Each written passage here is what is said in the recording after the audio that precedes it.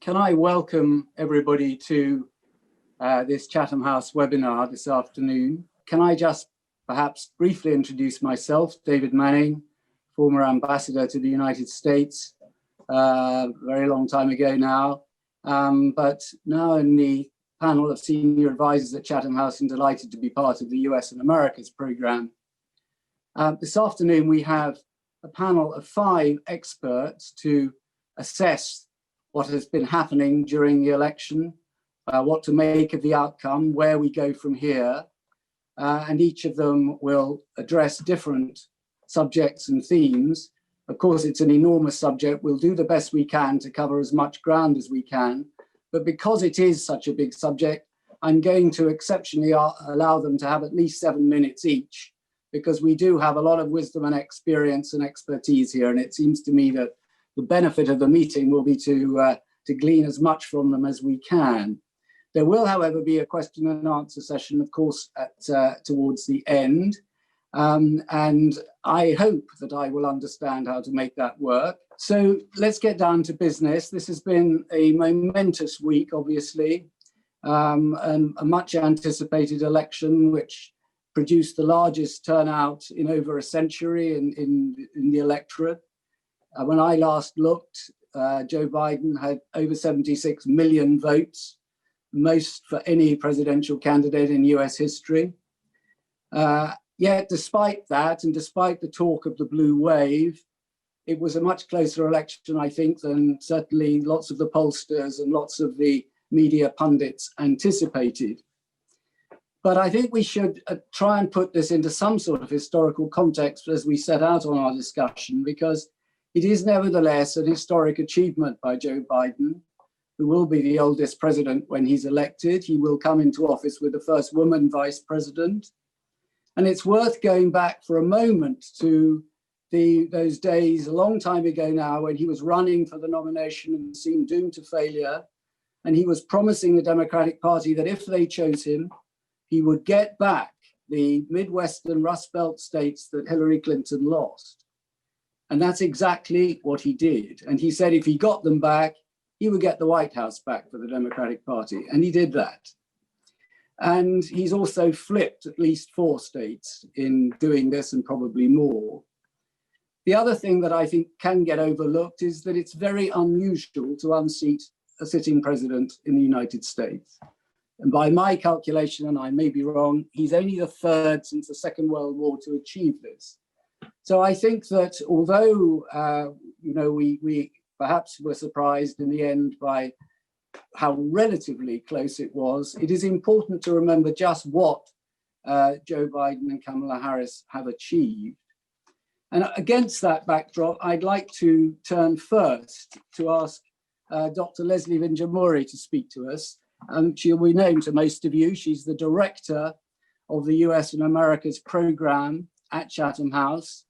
She's Dean of the Queen Elizabeth Academy of Leadership there, and she's also a reader in international relations at SOAS in London University.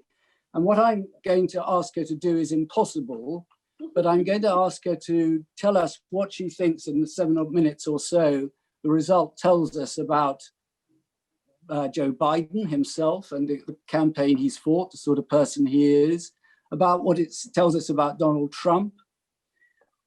I'd like her to speak a bit too about the transition period that we've entered and is becoming, it seems to me, perhaps bumpier by the day. Very important 10 weeks ahead of us, what's in store before Joe Biden moves into the White House. And then, Leslie, I think since it's going to be difficult to fit it in anywhere else, at least give us a very brief summary of what you think a Biden presidency's domestic priorities will be. Anyway, with that very simple brief, Leslie, over to you. Thank you. Thank you, Sir David. It's such an honor to have you lead us forward in this conversation. You have led the US and Americas program in your role as chair of the North America Advisory Council. You're obviously very important to Chatham House, and I'm very humbled, not only to speak in front of you, but certainly amongst all of those on the panel who have deep experience. So let me just say a few things. First of all, it has been an extraordinary 4 years. I think we all know this, but we do have to keep reminding ourselves, and to have gone through the last 7 days of the election in the context of a lockdown in the UK, a pandemic across the world, and many months of living through the pandemic, it almost feels surreal and as if, did it really happen? The first thing that strikes me about the election, and I know we know it, but I think we need to keep saying it, is the turnout, the level of engagement and participation on the part of the American people on both sides of the aisle is simply phenomenal and extraordinary. Around 150 million votes have already been counted. And, you know, to say it again and again and again, in the context of a pandemic where things are not operating in any kind of normal way, even in the United States, where things are a lot more free and movement oriented than they are in the United States. So the level of participation at the level of voting, but also in the run up to the election, the level of civic engagement in turning out the vote and getting people registered for the vote, just the level of injection of enthusiasm and passion into this period of American democratic politics is just frankly extraordinary, I think. The operational challenges, I had several really extraordinarily intelligent people, not focused on the US as analysts, but focused on international politics, message me in the 24 or 48 hours after the November 3rd election, so a day into accounting, and say, what a mess, what an extraordinary mess. And I have to say, therefore, that it's really important, I think, to make a corrective to that. Those of us listening to the secretaries of state in the battleground states that have been so much under scrutiny for the counting, the focus on mail-in ballots, we know is really what's delayed a lot of the electoral result. But really at the operational level, to turn a largely in-person national vote into a really heavily focused on mail-in ballots in some states that were prevented from counting their ballots until the day of the election because of pushback from often Republican legislatures, it's extraordinary how well it's been conducted. And it's also been confirmed by international election observers. So I think it's just incredibly important to notice that this election is being watched, it's being observed, it's on cameras, it's being scrutinized, and it's really been conducted phenomenally well at an incredibly difficult time in America's history. So well done, all of us, frankly. I mean, it's wonderful. A lot of what we were told, actually, the second line down, the headline was, wow, Biden's up 10%, or he's up 7 to 10% in the national polls. But a lot of what we were actually told was it's going to look like a red mirage in those key battleground states. And then over time, it's going to look more blue and things are going to be very different. And actually, Bruce is the expert on this. He's going to tell us a lot more of the detail, but this is actually what we saw. So for my part, sitting there on the sofa, watching Florida was quite a tortured experience because you get so much detail and it keeps moving you back and forth. I was quite unsettled in the first 24 hours, but in fact, even me, who had read all of this and knew that this would happen, I found it very unsettling, but it did unfold in the way that we were told it would unfold. So in some ways, it was not a surprising election, in my view. The next thing I would say is that, there are sort of two things that I take away from this election. It was decisive. There were, Joe Biden is on track to win 306 electoral college votes in multiple states. He's moved the states back that David Manning talked about. He's probably flipping Georgia, which is a big deal, and Arizona. He flipped my hometown, NE2, a very red state, Omaha, Nebraska. NE2 voted for Donald Trump. It also voted for its Republican congressman. I'm going to get to that in a point. But so, there are a lot of measures by which this is a decisive result. Biden is up 4.5 million votes already and counting. So, it doesn't look like it's very indecisive or close by American standards. Maybe Bruce will say differently. But it's obviously divided. To have a country where you have 71 million people who voted for one candidate and 75.5 million people who voted for another candidate, even if that's a 4.5 million gap. This is not a numbers game. That is a very divided population. But I would add the caveat below that which is that, and here it's sort of what I see as a corrective to a lot of what we hear in the UK and across Europe. We don't know exactly why people voted for who they voted for. And I'm hoping Bruce is going to tell us a lot more about that. There seems to be an assumption that people who voted for Trump are all like the images that we see at the Trump rallies and the so-called base that we've talked about for 4 years without really unpacking that. And my suspicion, based on one case which swung by 8.6%, NE2, it's a really interesting case, which swung to Vice President Biden. It's only ever done that once before, and that was in 2008 for Obama. My assumption is that a lot of this is a moderate story, a swing of moderates, a look to Biden as a moderate. And it's not all about a hardcore base that we see as being, quite frankly, very negative in a lot of the international press. And so split ticket ballots, I think, is a really interesting phenomena and perhaps something that Bruce will also tell us about more. One other thing that I would mention on the Trump vote is that what we're told, and I'm very curious about the numbers, is that a lot of people who are in that movable middle moved away because they misread or they understood defund the police to be too extreme of a message, something that was about getting rid of the police, regardless of what it really is about, that it was too extreme of a message for the moderate middle.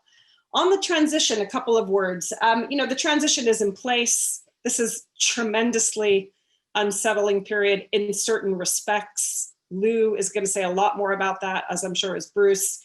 There's sort of, as I see it, two tracks going on. One is the sort of background story that lurks and threatens to loom larger, which is the ongoing story of the legal challenges that most experts agree are largely baseless. A couple of recounts, which are legitimate. Wisconsin's only a 20,000 vote lead. Georgia's likely to go to recount, but largely baseless legal challenges, which are likely not to go anywhere. A blocking of a sort of movement of the Democrats in to work with the Republicans on the actual knowledge sharing and communications part of the transition. So that sort of uncertainty, I think, is tremendously concerning, but right now it feels like it's background noise that has the capacity to move right up into the front, but I don't think it has yet. The dogs that don't bark is another interesting part of the story. We talked about this on our team call. So far, we haven't seen the kind of violence that a lot of people were preparing for by boarding up windows and looking at things across the country in different cities. We'll see if that happens, but we haven't seen it yet. And of course, we know that, in terms of the actual electoral deadlines, we don't have a confirmed result until January 6th. We don't have states confirming until December 8th and voting in December 14th. So there's still a lot of time to move. The second story I take away from the transition is that it's actually also moving forward. So Vice President Biden and Kamala Harris have President-elect. We're all going to be completely confused until January 20th about what to call Biden. But they've appointed their coronavirus task force. They then received the note, independent of their work, of the Pfizer and German vaccine. So there's a lot of movement, and I think there will continue to be a lot of movement. The other contextual factor is that the Senate is not decided, and 2 key seats have gone to runoffs on January 5th. That takes me to my final point about the transition, is that the world is waiting and deciding, and some Republicans are waiting and deciding. And part of why they're waiting and deciding, I think, is not so much about being uncertain, being sure or unsure about which way the election is actually going to go. I think it's about perhaps partly trying to help nudge that January 5th election in a certain direction, i.e. towards the Republican side. So if you're a Republican, you have an incentive perhaps to be sure that you follow Mitch McConnell and others to keep your base strong and people inspired so that they vote. And, the strong men that haven't yet recognized the electoral result are perhaps less surprising to many of us, but also waiting to follow the lead of Republicans rather than lead it.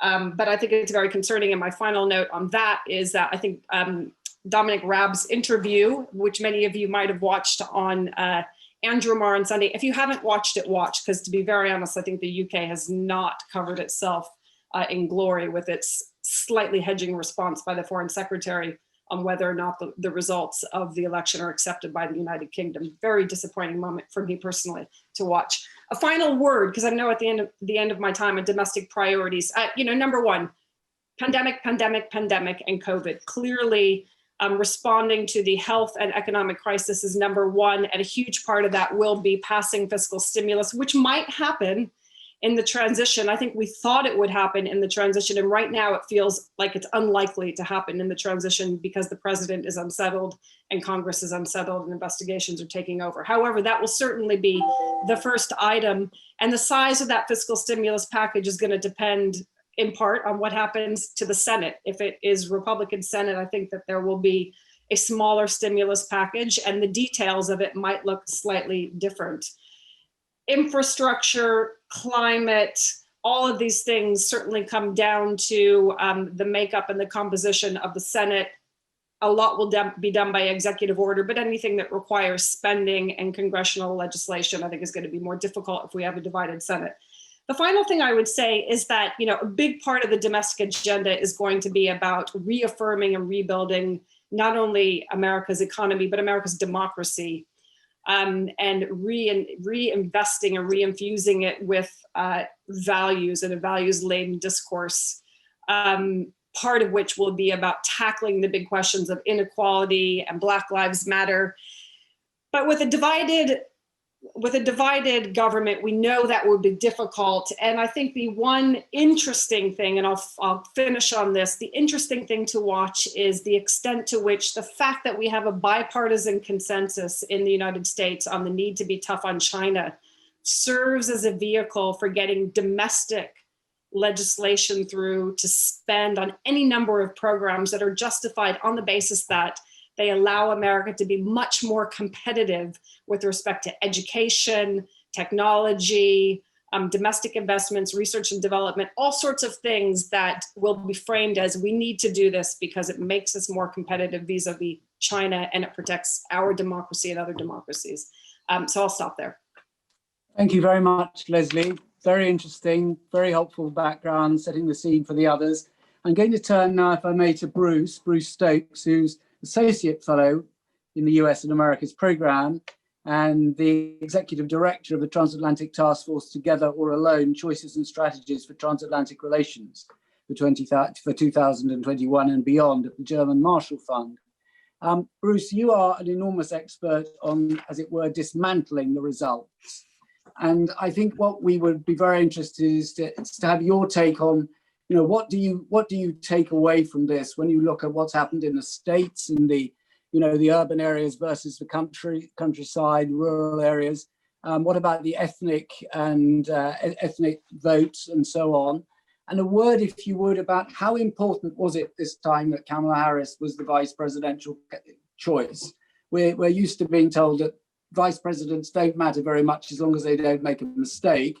But is that really good enough in this case? How important was she to Joe Biden? So David, thank you. And Leslie, thanks for inviting me. And I look forward to the conversation after all our presentations and the questions. It's an honor to be here. I think the first thing I think all of us have to take in is that this election was another example of the increasing instability of the American political system. If you take a look back to 1960, between 1960 and 1978, there was a change in either the White House, the Senate, and or the House in the 10 elections between 1960 and 1978. In the next 10 elections, there were 4 changes in the Senate, the House, or the White House. In the last 10 elections, there have been 8 changes in one of those or more of those 3 leading institutions in the United States. And now we've had another change. And in 2022, there's a good chance that either the House will flip to the Republicans or the Senate will flip to the Democrats. So we are dealing with a political system that is increasingly unstable. And that obviously has consequences for the United States, but for the world as well. As Leslie said, Biden will probably win with 306 electoral votes and 4.5 or 5 million more popular votes. This is not an LBJ style victory in 1964 or a Reagan style victory in 1980 or Obama in 2008, but it's a very healthy margin of victory. Remember that Trump only got 306 electoral votes, and he said it was an overwhelming victory. Of course, it wasn't an overwhelming victory, but that is a claim. More importantly, as Leslie pointed out, Trump won Michigan, Wisconsin, and Pennsylvania by 77,000 votes in 2016. Biden is on track to win those states by at least 215, 220,000 votes, a threefold increase and turnaround in those states. So Biden has done very well. The problem is, as she pointed out, the pundits were predicting a blue wave and it didn't happen. 71, maybe 70 million people have voted for Trump. The Democrats only gained 1 seat in the Senate. They'd hoped to gain control of the Senate. They've lost upwards of 11 seats in the House of Representatives, which puts their control of the House of Representatives in peril in the next election.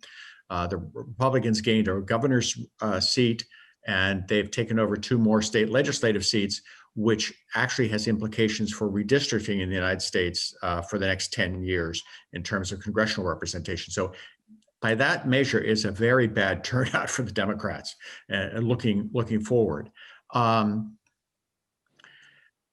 It is interesting that this will be, and this is, I think, one of the other things the Democrats and the rest of the world have to worry about in terms of the ability of President Biden to get stuff done.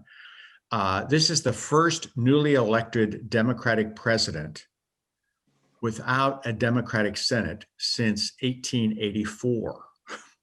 Generally, a newly elected Democratic president gets a Democratic Senate, but with a Republican-controlled Senate, which is the likely outcome of these Georgia races, it's going to be difficult to get a lot of things done.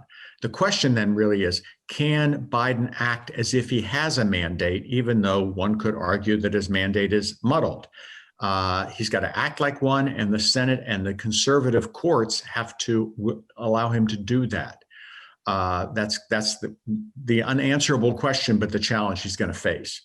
As Leslie pointed out, the real winner of this election is the American democracy. I mean, 66% of the American public voted, which is a highest turnout since 1900. It's also interesting that Trump, throughout his tenure, was criticized for not trying to expand his base, which is a normal thing for presidents to do as they face re-election. As one Republican consultant said to me, he never tried to expand his base, he tried to deepen it. And all the results of this election suggest he was successful. And by deepening it, I mean, in 2016, he won largely because he got people to vote, mostly lowly educated, rural, white voters who either had never voted before or rarely voted. He got them to come out in 2016. The assumption was, well, there aren't, he may have gotten everybody he could get. Well, in fact, in many states, there were more of those people still who didn't vote in 2016 than there were minorities or college-educated white people. And he was very successful in getting even more of those infrequent voters to actually come out and vote for him. And that's why he, as he will claim, got more popular votes than any other person who's run for president, except for Joe Biden. Now, as we think about what people were thinking about when they went to vote, we normally in the United States have exit polling data where we look at what people say that was on their mind when they voted. For the first time, we have 2 different exit polls. One, the traditional one that was backed by all the television networks, which with roughly 16,000 interviews, and a new exit poll by the Associated Press with roughly 111,000 interviews.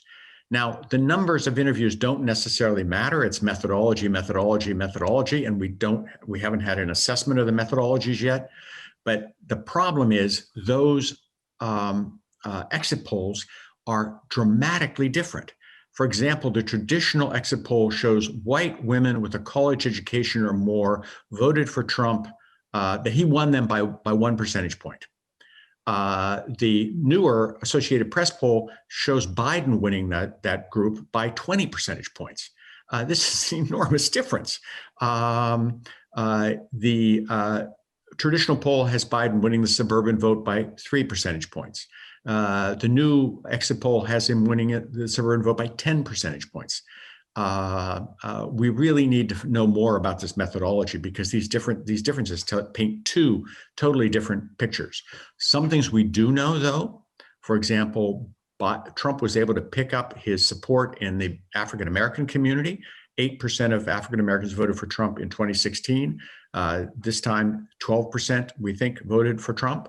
Latinos, about 35% of Latinos voted for Trump this time, up from 28%, and 47% of Latinos voted for Trump in Florida. Now, that's some special circumstances there.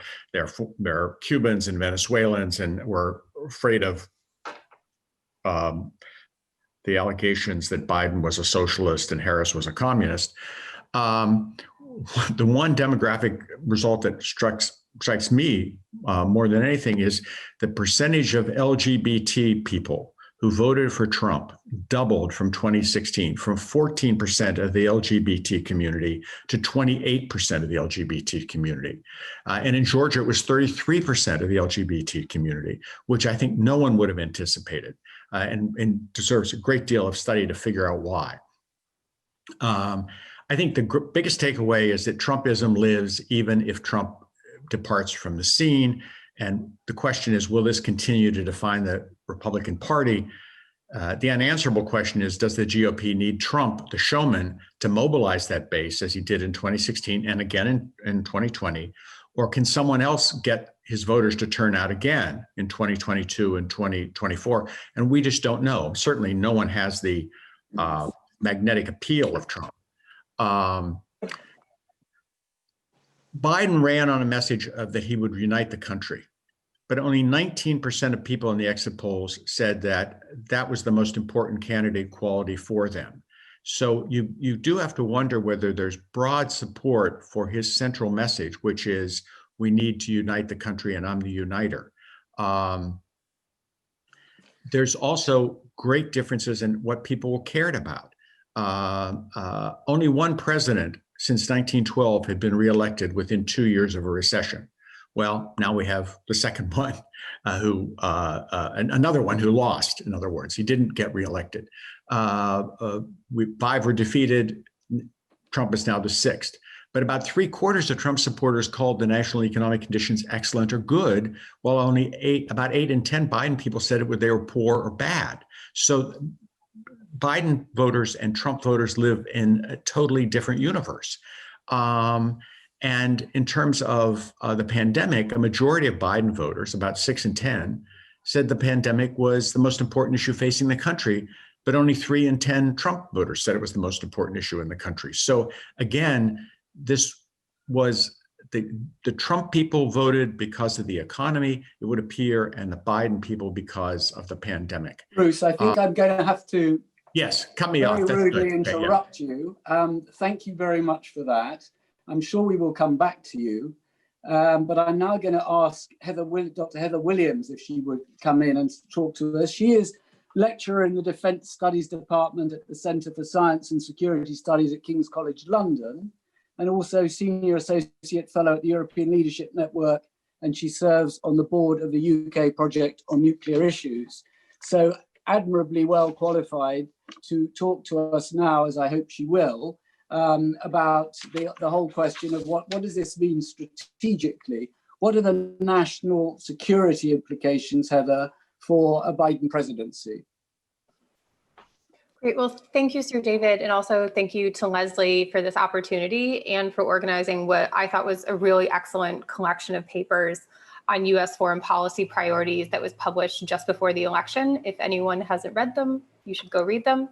What I am going to focus on, as Sir David said, is going to be what comes next for U.S. national security. and I'll offer up some ideas for what to expect in the first 100 days of a Biden administration, some goals for the next 4 to 8 years, and then I'm going to flag what I think are going to be the 2 biggest challenges in national security. But to also kind of state the obvious and give a bottom line up front, the incoming administration is going to have a really full agenda, and today's discussion is capturing that. My expectations for the first 100 days in terms of national security and foreign policy, these are going to be relatively modest. That's mainly because I don't think that foreign policy is or should be the #1 priority for the new administration. That should be getting the pandemic under control, dealing with the numerous domestic issues, which Leslie and Bruce both flagged, particularly how do you bring the country together a bit after this really bitter election. But first, what should we expect in the first 100 days in terms of national security? The US really needs to send a message that it is back, that it's back as a reliable partner, as a friend, as an ally. This is particularly true with NATO. I've recommended elsewhere that I think Biden's first foreign visit should actually be to Brussels. This would send a really symbolic message about US commitment to NATO, about US commitment to European allies, but it's also a practical opportunity. This would be a chance to bring together the allies, perhaps for a NATO summit, to start crafting a new NATO strategic concept with a very clear deterrence message. The other priority is going to be filling those senior leadership positions in foreign policy, and this really has to be done as soon as possible. Many of these positions have been vacant for years. The Trump administration just never filled a lot of these or never replaced them. And there's a symbolic aspect to it, but there's also a practical one, right? Those vacancies have created serious capacity issues, and it's just hard to move the policy forwards. Of course, this is going to be another issue that's going to require congressional cooperation with the White House because of the confirmation process. But I think getting those seats filled is and should be a priority. Another one in the first 100 days is going to be rejoining agreements. Others have flagged that the Biden administration will probably rejoin the Paris Climate Accords. But I also want to flag the JCPOA, the Joint Comprehensive Plan of Action, the Iran nuclear deal, because Iran is poised to have elections over the summer in which hardliners could come to power, and they could take a very strong turn away from this agreement if it doesn't have the full backing of all of the parties that went into the initial agreement. So that's a really tight timeline for the new administration. The other one, I'm going to show my true colors here as an arms control person, will be to extend the New START agreement. This was the 2010 agreement between the US and Russia.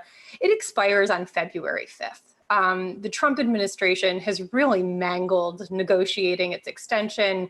There's been a lot of mixed messages, poor communication strategy. But without this agreement, we are in a post-arms control world, and we are going to lose all this transparency and verification with Russia. Biden has said that he wants to extend New START, but again, it's going to be a really tight timeline. The extension might be for 1 year rather than the full 5 years, but really they just need to get some extension in there to buy a bit more time. Looking beyond the first 100 days, what might be some longer term goals for the administration? I'm going to primarily focus on one aspect of that, which will be US-Russia relations. And I think the administration should be pursuing this overall strategy that's like a 2-track policy of deterrence and arms control and balancing those two. This is rooted in NATO and the Harmel report. It's not a wildly new concept. It's just really hard to do it well and to get that nuance done right. But in terms of deterring Russia, the US needs to respond to any evidence of Russian interference in the election, such as the FBI report that came out just before, a few weeks before the election, needs to condemn the illegal occupation of Crimea, but also just demonstrating a renewed commitment to allies will also be part of a strong deterrence message. And I don't think I need to tell anyone on this call how much damage Trump has done to US credibility with allies. And so engaging with allies, developing a new nuclear posture review, NATO security documents, that's one idea. And then in terms of arms control, again, this is longer term, but begin work on a New START follow-on with Russia. This might incorporate hypersonics. It might bring INF systems back in since the Trump administration withdrew from the INF treaty. It might carry forward the current administration's proposal about a new agreement on counting warheads. There's a lot of issues with this recommendation, particularly around verification, so I'm a bit skeptical. But also with regards to incorporating China into arms control. I think we have to treat this as a long-term project. China's made it really clear where they stand on arms control and trilateral arms control. The Biden administration can start some strategic stability dialogues. They can bring China into verification and some technical cooperation. But I just don't, I think that the way that the current Trump administration has handled it has just been really heavy-handed, and it's not getting us anywhere with trying to bring China in. So just to start wrapping up, I also wanted to just reflect a bit on the legacy of the past 4 years and what it means for America's place in the world. And as I said, what I think will be the two biggest national security challenges. First, will America's allies, will they ever trust us again? Trump's presidency showed the power of the executive. It showed the volatility in US foreign policy and that instability that Bruce referred to, and that does have international consequences. If US foreign policy can change so drastically every 4 years, why would our allies trust us? Why would anyone enter into an agreement with the US if it is meant to go beyond those 4 years? And I don't have an answer to this one. It's just the really big puzzle that I'm struggling with, but it's really been exacerbated by President Trump. And then the second challenge is that the US has to come up with a better way for combating disinformation. I think that this is one of, if not the biggest threat to US national security. This could be addressed through the Biden administration's national security strategy. I think we might need our own separate disinformation strategy, however, because that's how serious this has gotten. America is asymmetrically vulnerable to disinformation because of a free and open society. But also, if you turn on the news right now, you can see the ongoing debate about the outcome of the election. And that shows just how this issue has the potential to undermine our fundamental principles, our democratic processes. That work has to begin with Biden, since Trump only exacerbated this as well and made the problem a lot worse, quite frankly. So just to finish, as I said, this is a really full agenda. If we think of it as a timeline, I think the most pressing issue is New START extension, because you've got 2 weeks. And you've really got to get a move on that. But then you have these longer term issues of how do you rebuild credibility as a friend, a partner, as an ally. But there's a whole lot of other issues in there in between. And it's going to be a hard decision for the administration to choose what to prioritize. And so I'll wrap up there. But thank you again. Well, thank you, Heather, very much. And thank you for drawing our attention so vividly to how important New START is. I think you said, if I'm quoting you correctly, that without it, we'll be in a post-arms control world. So that's quite a moment, really, if we look back over the last 50 years and what arms control has meant. I was also very struck by your warnings over the JCPOA and what will happen if the hardliners take over in Iran. Anyway, we could talk about that all afternoon. We mustn't. We must move on. And I'm going to turn now to Dr. Chris Sabatini, who is the Senior Fellow for Latin America at Chatham House, formerly lecturer at the School of International and Public Affairs at Columbia University, and is on the Advisory Committee for Human Rights Watch's American Division. And Chris is a huge expert on the Americas, and clearly the impact of the change of the presidency is going to be massive for the United States relations with America. We've already heard the importance of the Cuban and Venezuelan vote. I wonder if you could say a bit, Chris, about all that, but also about the competition that the United States now faces for influence in Latin America from China and others. Thank you, Sir David, and thank you everyone for participating. Let me flip a little bit your questions, Sir David. I'm going to talk first about China and then about the Latino vote, and especially the surprising results in Florida, I think, for many. China's influence in the hemisphere has obviously been one of the main narratives of the Trump administration in the last 4 years, even prompting then Secretary of State Rex Tillerson and later a lot of formers from this administration, John Bolton, to talk about resurrecting the Monroe Doctrine, which, as I like to say, is about as popular in Latin America as claiming you're going to resurrect the white man's burden.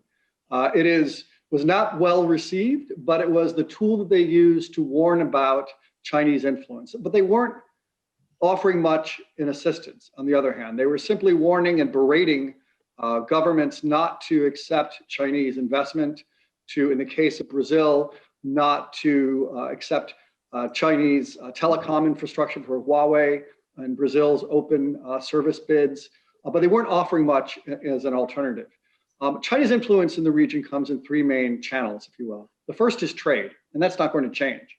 China is Brazil, Argentina, Chile, and Peru's #1 or #2 trade partner. And as much as even, say, Bolsonaro, the current president of Brazil, referred to as the tropical Trump, he tried to turn away from Chinese trade. He found that impossible given business pressure within his own country. So trade is going to remain a major factor, especially for the primary product exporting countries of the region.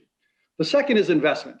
And there's a lot of hyperbole and exaggeration and alarmist rhetoric about Chinese investment in the region.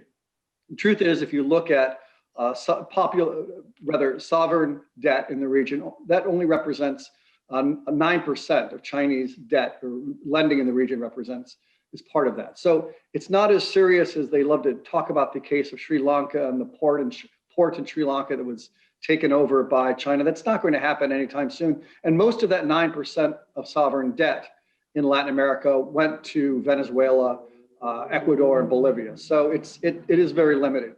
Where this could become a problem, though, is in the future post-COVID. The series of stimulus packages that have been implemented from Brazil to Peru to Chile, Colombia, is going to leave many of these governments deeply indebted. Question is where the debt relief is going to come from. A lot of them won't have access to capital markets, basically not just for reasons of bad credit risks, but also because of demands on capital coming from developed countries. And of course, the IFI so far, the international financial institutions, have not really offered up much of a plan in terms of helping the middle income countries. The lower income countries, yes, but not middle income countries. So where will that relief come from? And the Chinese, for many of them, this is a huge opportunity to increase their influence by snapping up this debt and offering a very favorable loan terms. The third area where the Chinese influence has grown and the Biden administration will have to address is in the issue of diplomacy. Basically, the region, the Western Hemisphere, is the largest number of governments that still recognize Taiwan. But slowly but surely, the People's Republic of China has been picking them off, whether it's El Salvador, Costa Rica, countries in the Caribbean.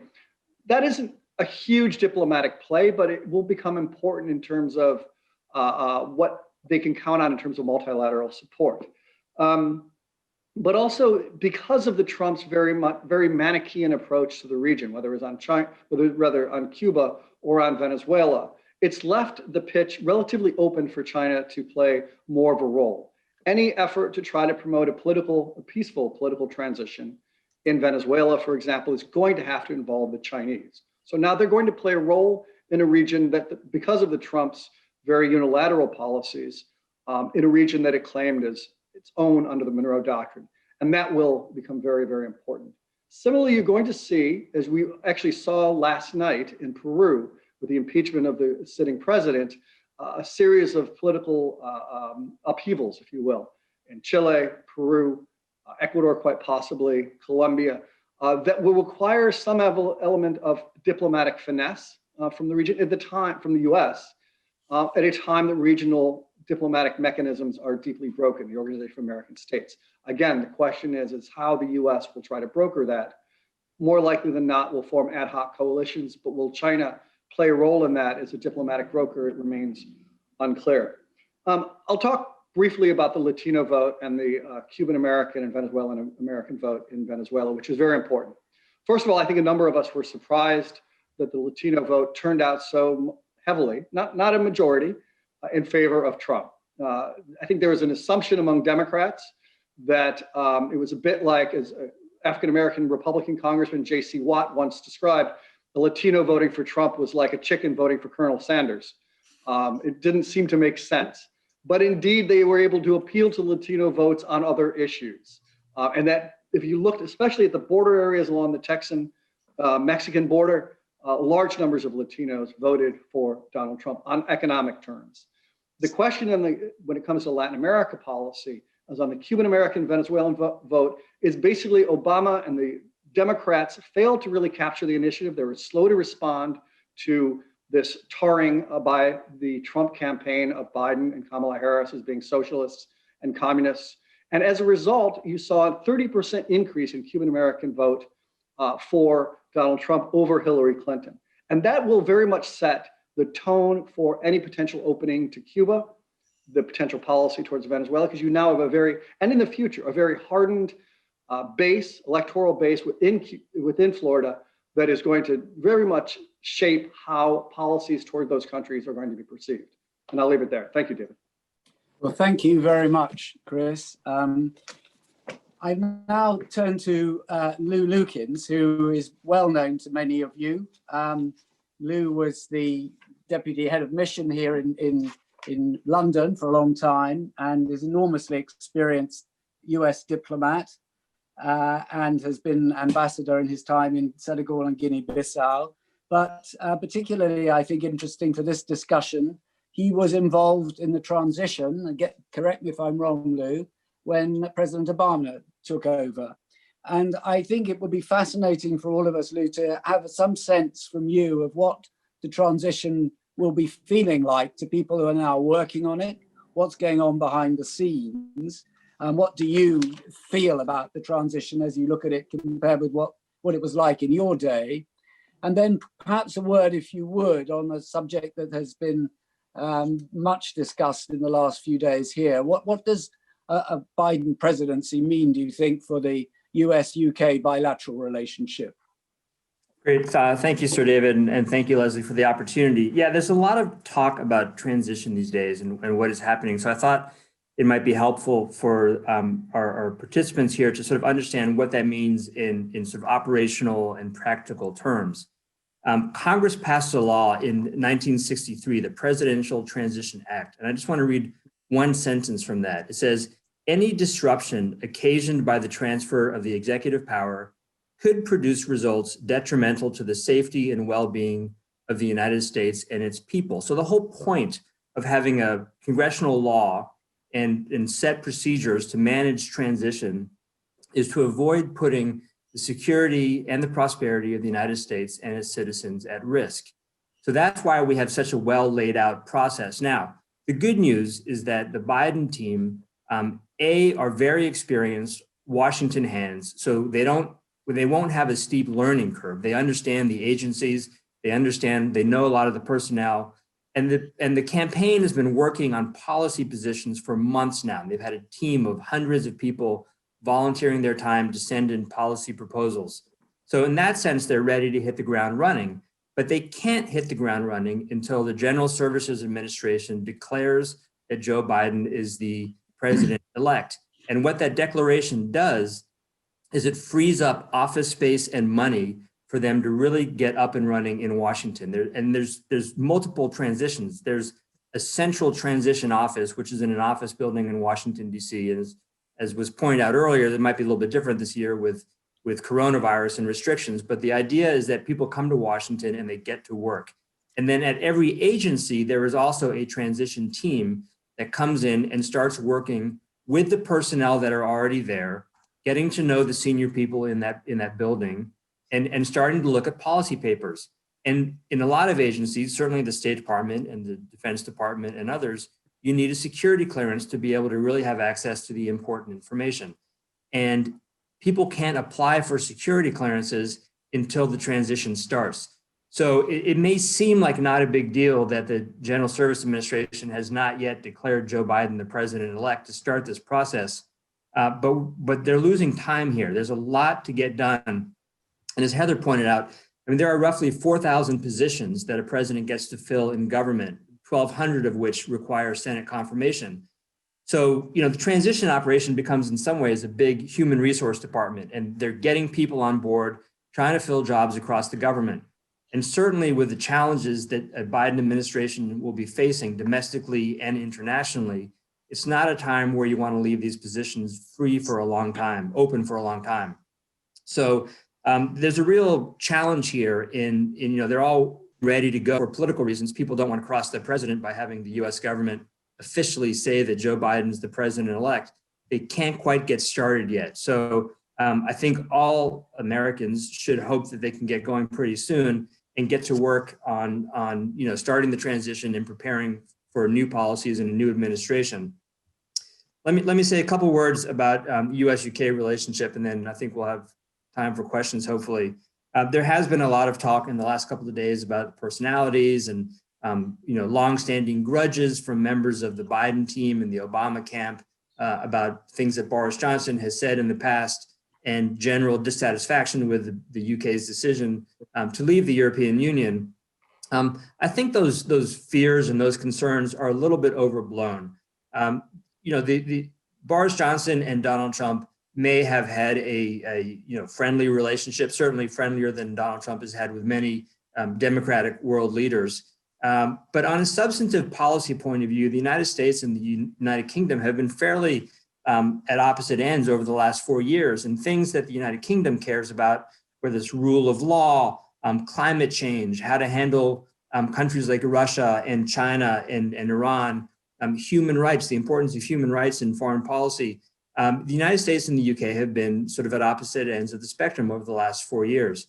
So what I think will happen is, first of all, I don't think Joe Biden is one to hold grudges. I mean, the fact that he picked Kamala Harris to be his vice president after she, attacked him in one of their first debates, I think shows that he is able to sort of move beyond personal issues and look at the big picture and make strategic decisions based on that and not on his personal feelings.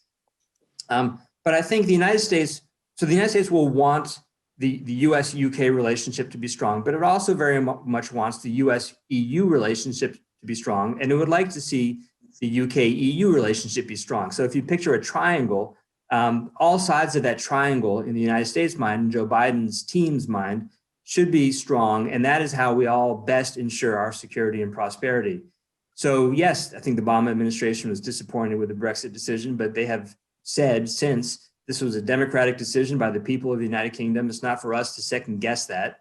We just want to ensure that the United States and the Kingdom stay well aligned on policy issues, and that the United Kingdom and the EU can still play a constructive role working together. I think the United Kingdom has a tremendous opportunity next year. And if I were Boris Johnson, I would be making these points in my first phone call with Joe Biden. The UK is going to be hosting having the presidency of the G7 next year, and hosting the COP26 climate change conference. These are both, the G7 is an institution that Joe Biden cares about. He's very much a multilateralist, and he cares very much about climate change. So this is a real opportunity, I think, for the British Prime Minister to reach out to his American counterpart and say, look, we want to work with you on all these issues. There's been a bit of a wedge between the US and the UK on the policy over the last 4 years, and we see a real opportunity to realign on policy, to work together. This will help make Britain great again, or global Britain, but also show that the United Kingdom can be a constructive partner of the United States on climate change and on supporting multilateral institutions. So I think, despite all the sort of doom and gloom about the personal relationship between the two leaders in the paper over the last few weeks, I think there's a real opportunity here for a pivot on policy issues and a much stronger relationship going forward. So I'll leave it at that. Thank you. Well, Lou, thank you very much for those insights about the transition and how important it is to get going. And I was very struck too by what Heather said about, I think it was Heather, all those empty jobs that need filling and have been empty for a long time. There's been, I assure everybody, no collusion between me and Lou, but I very much agree with his assessment of what a Biden presidency would mean for Britain. I think the national interest will be served by a Biden presidency because of his multilateral approach, and Britain's interests are certainly in a multilateralist approach rather than an America first approach, for all the reasons that we've heard, and especially on the global issues like climate, pandemic, trade issues. I think there'll be a real opportunity for Britain and to team up with the EU and the United States in some sort of partnership in trying to decide how to handle the China issue. The only qualifier I would have, Lou, is that nobody has mentioned the word Ireland. And it is very important, I think. I think we have to understand in London that when Joe Biden said that no EU deal that Britain strikes or fails to strike can have any adverse impact on the Good Friday Agreement, he really meant it. And I think it's not just that the president-elect's view, it will be true equally on the Hill. So I think it is very important for Britain in trying to build up its relationship with the new president and indeed with the European Union, that this issue about how we manage the Irish dimension plays out. And the whole question at the moment, which is very live, of what exactly the government in this country plans to do about the internal market bill. So I agree with you. I knew Joe Biden when he was a senator. He's a gracious and a very generous man, I think. And I do not expect him to hold grudges. As you said, the Kamala Harris incident is a very good example. But I think when it comes to something like the Good Friday Agreement, he will be absolutely firm. And Britain has to find a way of managing that in order to ensure that it can build up its relationships in the triangle that you describe. Now, we have about 15 minutes or so for questions, and I'm going to go to my list and ask, if I may, I think Ron Freeman has a question. Ron, I don't know if you want to speak it out yourself or you would like me to read it, but if you are going to speak, perhaps you'd introduce yourself and give us your question. Well, my question referred to a story in this morning's Washington Post when changing longstanding strategy and policy, Attorney General Barr has given his federal prosecutors approval to pursue allegations of, and I'm quoting here, vote tabulation irregularities in the several states. Now, if his prosecutors, and Barr has an excellent team underneath him, of course, if their pursuit of these tabulation irregularities result in delays beyond the various states' deadlines to certify votes and put the Electoral College together on time, then Biden could lose his Electoral College majority if only 3 or 4 states are delayed. Then what happens? Well, there's a key question, and I think I'm going to turn first to you, Bruce, and ask you if you would like to comment on that.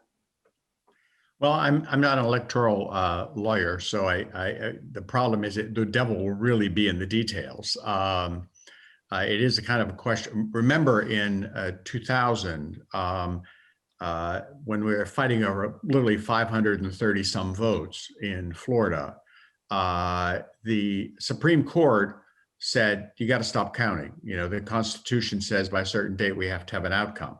So is Barr trying to use that precedent to stop the counting or roll back the counting? Because at this point, it would have to be rolling back the counting in a number of states. I think it's, at least to a layman, it looks like it's a very, very, very long shot. And I think we have to also wonder whether he's just doing this to humor Trump and it's not going to be a serious investigation. But as you say, there's always a possibility that this is exactly the strategy they're pursuing to try to roll back some of these votes. Now, the problem is that in many of these states, it's 12, 15, 20,000 votes. It's not 500 votes.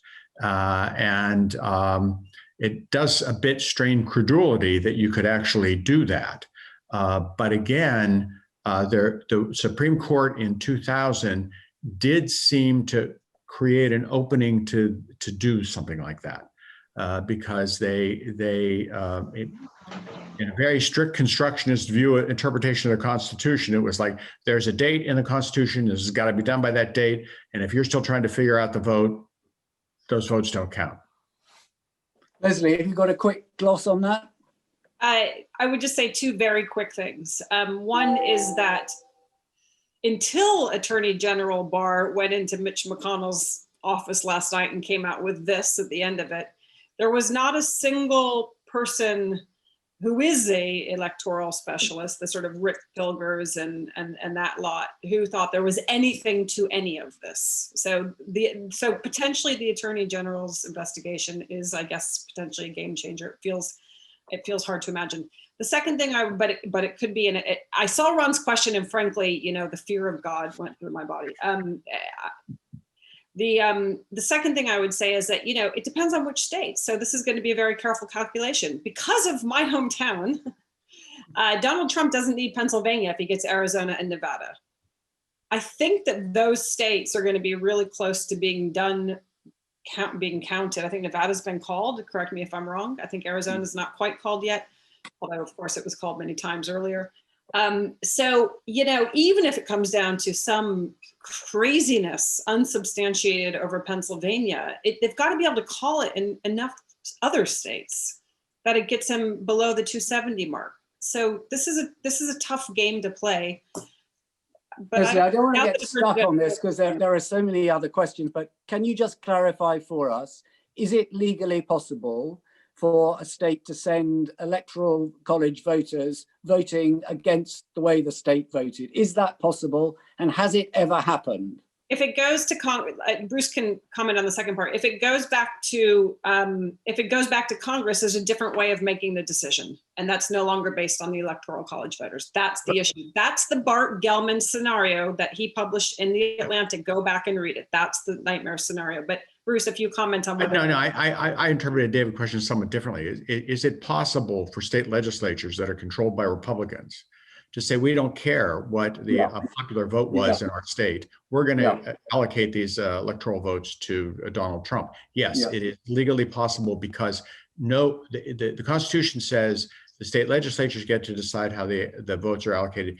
The tradition has been for years and years and years and years that it would be whoever won the popular vote, but legally it's entirely But it's never happened, Bruce. Is that right? Well, it certainly hasn't happened in modern history. Has it happened in the past? I don't know. So we can't entirely rule it out, but it's very improbable, is what we're saying. Can I move on then? I got a question here from Tim Willsey. Tim, do you want to introduce yourself and ask your question? Thank you. Tim. So my question really is, really comes back to this question of how much damage Trump could do before 20th of January. So my question is, what would happen if he did something really major? And I don't mean withdrawal of troops from Afghanistan. I mean, what if he went for withdrawal of American troops from South Korea? Are there any formal constraints to stop that? Or are there sort of informal constraints? Well, I mean, for one thing, it would take forever to do that. Who would like to have a go at that? You couldn't put them on an airplane overnight. And my guess is you couldn't effectuate it in 70 days, but maybe I'm wrong about that. I'll jump in on that as well. Just if I think that there are at least 4 reasons this would be really hard. First, for the reason that Bruce said, it takes a really long time to move troops in a withdrawal. Also, you usually have to do it with some sort of cooperation with the host country. And so in the South Korea example, I'm not sure how eager they would be to provide some of that support. So there's the practical challenge. But also another practical challenge, I just don't think this administration is going to be really focused on those types of things right now. I think that challenging the outcome of the election is going to require all of their blood, sweat, tears, and tweets to try to roll this back. And trying to make some major foreign policy shift just requires, it's just such a major effort in practical terms. But then the other reason is that,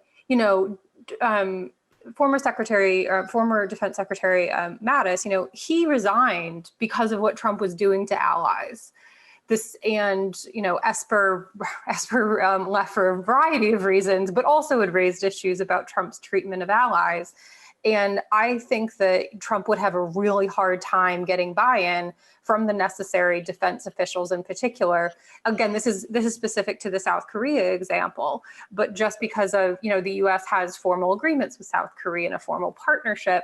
And so there are formal mechanisms that would make this hard. And I just don't see defense officials caving into that pressure now that for the most part, the writing is on the wall.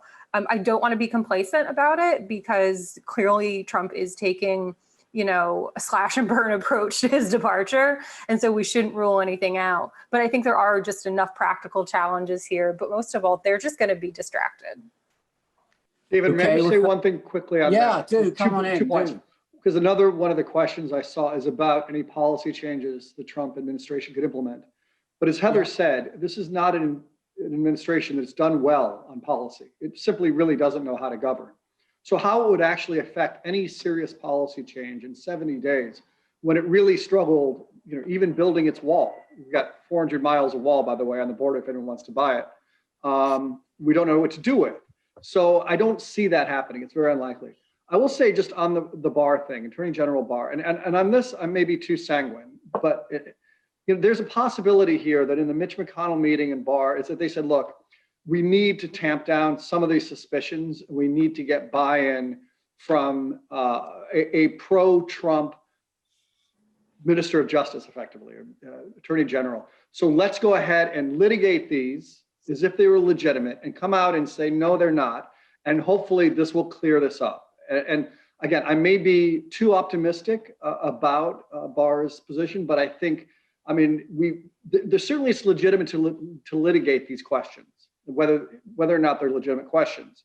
The question then is, are they sort of circling the wagons to try to close this in a way that would at least give some sort of closure to it within legal channels? Thank you. Can I now, time is really marching on. Can I take two questions and we'll hand them out to the panel in a moment. The first is from Dina Mufti. The question is this, panel: is President Trump pushing a false narrative with litigation, partially as a base-stoking strategy for Georgia's January runoff and to channel his voters' anger and perceived injustice so that he can run again for president in 2024? So who would like to take that? Yes, Leslie. I just have one comment on that. I think that explains part of why people are supporting him more than necessarily why he's going for it. I think that the people that are hanging in there with him are worried, the Republican senators are worried about making sure that they don't peel off from the president until that January 5th runoff is accomplished. And that's what makes this period so risky, is because they have a very clear electoral incentive to stay with the president and keep the base fired up and alive. My read of the president is that it's a land grab, but let's hear what others have to say. Well, Lou, I know you had your hand up. What do you think about that? So a couple of things. I don't think the president's going to run again. There's quite a bit of chatter that they're trying to set up his son, Don Jr., to run in 2024. But regardless of whether he runs or not, the president is going to continue to be a power broker in the Republican Party. He won 71 million votes. He has almost 90 million Twitter followers. He is likely to set up his own media outlet post-presidency. So he will continue to be incredibly influential in the party. And I think a lot of the Republican leaders and senators who ordinarily might be speaking out more and congratulating Joe Biden on his win, who haven't, are cautious or hesitant because they recognize the power that the president will continue to have in the coming years, and including the power to make or break individual politicians' careers.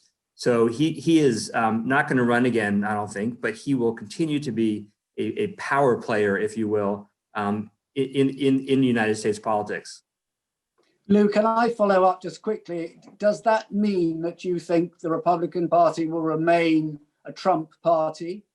What are the chances that we will see people trying to move away from him, particularly given the competition there'll be for the nomination in 2024? So I think this sort of divide in the Republican Party will become pretty clear quickly, and as we head into the midterms and then right after that into the 2024 nomination process. And I think there are two sides to the Republican Party.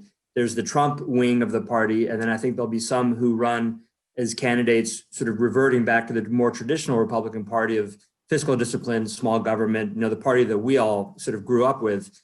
So, and I think that it'll be very telling. My guess is that the Trump will remain very influential, and it'll continue to be the party of Trump, certainly for the foreseeable future. Any other of our panelists want to comment on the future of the Republican Party as such?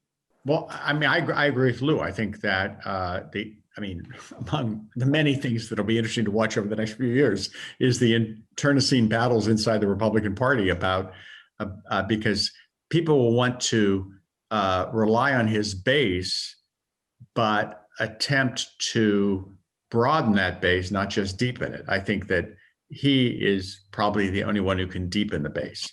And so it's a tension. They want to keep appealing to that populist streak that Trump has tapped into, but I think Lou's right. I mean, you're gonna find they rediscovered their orthodoxy on fiscal discipline. And there may be other things like that. So I do think that it'll be interesting to see who can thread that needle a bit. Whether it's Rubio from the senator from Florida, or the senator from Texas, or the senator from Arkansas, or the senator from Nebraska. I mean, there are a variety of senators who want to run, and then you have the former governor and UN ambassador from South Carolina who wants to run. I mean, it's going to be a very interesting play. And Trump, while I don't rule out the fact that he might run again, I think you're right. It's more likely he'd like to be the kingmaker.